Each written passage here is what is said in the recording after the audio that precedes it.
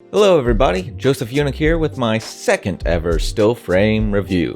Since my last one was reviewing Soul, one of the most recent films to ever be released, I thought it would be fun to review the oldest feature-length film in existence, the very first feature film to ever be released.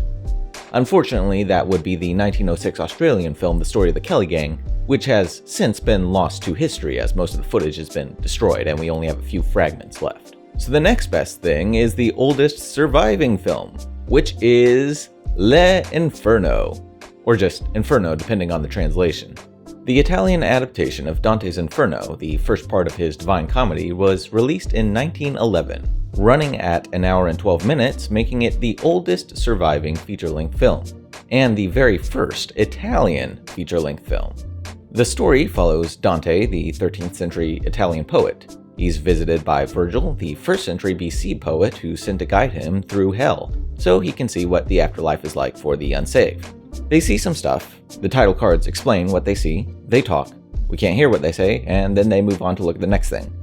They look at that next thing, the title cards explain what they're looking at, they talk, we can't hear what they say, and they move on to look at the next thing. This goes on for over an hour, until Dante and Virgil escape hell by climbing down Satan's chest hair into a tunnel that leads outside. And yes, that is original to Dante's epic. So first, let's talk about the good stuff. Well, first off, I would say it's nice to see the creativity filmmakers had back in the early days. Before everyone got so concerned about actors and plot and drama, it's cool to just see filmmakers having fun, building crazy sets and wearing elaborate costumes, flying around on wires and stuff. And it's fun to see all the primitive special effects that they used, like forced perspective and double exposure, which we still use today, just in a much more polished form. Also, part of the fun of watching silent films is you can find a bunch of different versions with different soundtracks accompanying them. So if you want to see this film for yourself, you may want to look for the 2016 release. It has this really cool, creepy electronic score that fits the film really well. However, you may not want to watch this film for yourself because it's time to talk about the bad stuff.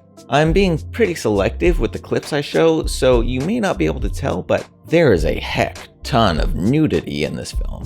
Like, about 90% of all scenes have at least one naked person in the background. Now, most of it's fake nudity, like they're wearing these skin-colored Speedos. Well, Speedos is a generous term actually, but there's also some real nudity, though it's hard to tell because it's usually in the background and the picture's real fuzzy. Either way, watching a bunch of flabby old men run around in anorexic diapers is probably the scariest part of this hell.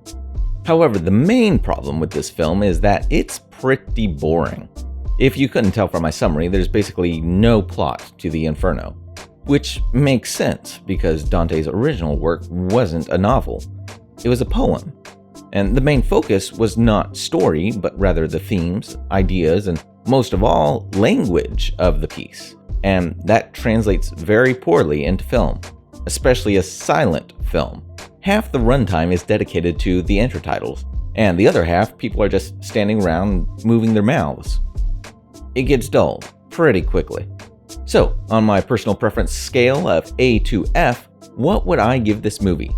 Well, just for the naked dudes alone, I'm giving this film an F for failure. My criteria for giving a film an F is I don't want to see that movie ever again, and I really don't want to see that ever again. If you'd like to see it, however, you certainly can. It's free on YouTube. Life pro tip, there are a ton of free silent films on YouTube. However, if you watch movies purely for entertainment value, this is not for you. If you're into film history, this might be of interest to you for its relative historical significance. But ultimately, there are many other films out there that serve as much more entertaining entries in the historical film timeline. Well, that's my review of L'Inferno. Have you happened to see this film before? If so, comment below and let me know what you thought of it. Also, leave any suggestions for other things you would like to see me review. That's it for now. See you later.